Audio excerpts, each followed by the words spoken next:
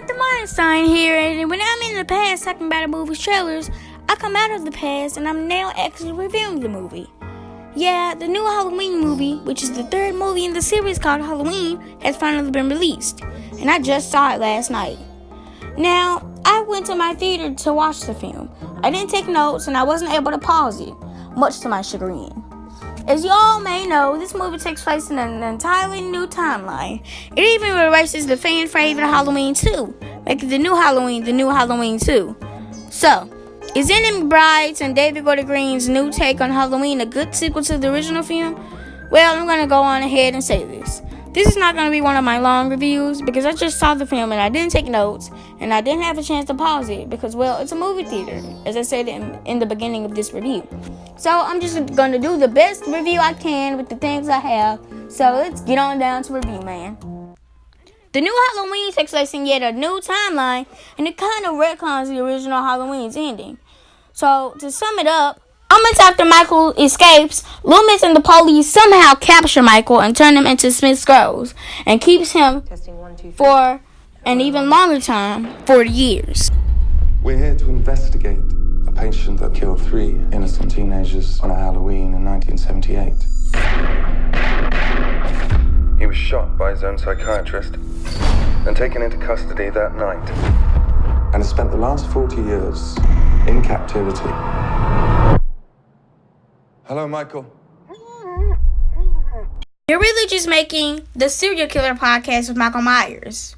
I'd actually totally listen to that. But Halloween is much more clever than any of the sequels.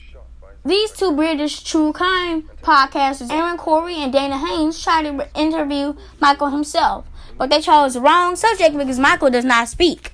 Now, Aaron and Dana don't last long because they get killed by Michael in the bathtub.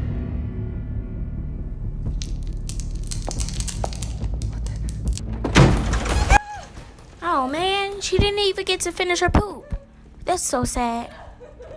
Later in the movie, Michael and Laurie fight, and Laurie gets pushed off the balcony. That may seem like a throwaway callback, but that's better symbolism.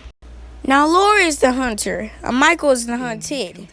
Before Anna and Aaron die, they meet the one, the only, the sole survivor of the 78 Haddonfield murders, Jamie Lee Curtis's Laurie Strode. Michael Myers murdered 5 people. And he's a human being, we need to understand. What I just said sounded dramatic, okay? Laurie is different in this film. She is not the victim anymore. She's the victimizer. In 78, Laurie is just an everyday teen. Now, she's a gun maniac. Her whole house is filled with traps, guns, and weapons. She now has a family to protect, like she did in H2O, but now she has a daughter, played by Judy Greer, and a granddaughter, played by Andy Matichak, who's just like Laurie as a teen, but is much more socialized, and she actually goes to parties and messes with dangerous substances, even though I haven't seen her do this in the film. Nothing like Laurie in 1978. Laurie raised her daughter, Karen, played by Judy Greer, to be ready. So later in her life, if she encountered someone like Michael or Michael himself, she would be prepared. And that drove an invisible line in between them, as she lost custody of Karen and has failed 2 marriages and is now living outside of her hometown of Haddonfield, Illinois, as a solitary woman. Now, let's talk about the kills. Michael does a bit of overkill because, now, this is a bit spoilery, so get out now if you haven't seen the film, but Michael makes a guy's face distorted with his chin looking like my mouth, or Ghostface's mouth at that. Michael isn't so minimalistic anymore. But when they don't show us the kill, they immediately show us the aftermath, and it's bloody as ever. Michael is back, courtesy to Nick Castle being back to the role, but Michael is also played by James Jude Courtney, and except for being stiff at times, James does a good job at portraying Michael. H2O was a chance to make Halloween hip and trendy during the post-screen world. It hasn't aged all that well. Jamie Lee Curtis takes on a new role as Laurie. She has aged and grown throughout her journey from the first film that's far more rebellious. Honestly, this is the definitive H2O. The H40, if you will. I even cried during a few emotional moments in this movie. Sir, you cried during this movie? Spookyish, this is not a very special podcast. Get out. The flick does a good job of showcasing the Laurie and Michael relationship and how it is filled with hatred. They both try to kill each other, with only one probably succeeding. Probably.